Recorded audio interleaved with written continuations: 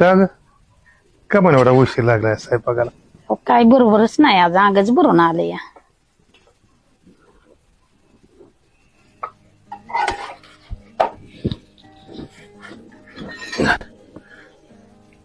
बघू लागत नाही इकडं. नात्या सनाव आपुल्या देऊ नकोस काही. काय होतंय का ना चला आबा तुम्ही बी येऊन इथंच बसलाय होय. अरे आज वाईस कोसंबलीच ती. होय काय काय होतंय? नाही बाबा काय होत काय करता आहे आपलीस. नाव आपुल्या बघू थांब आण इकडे.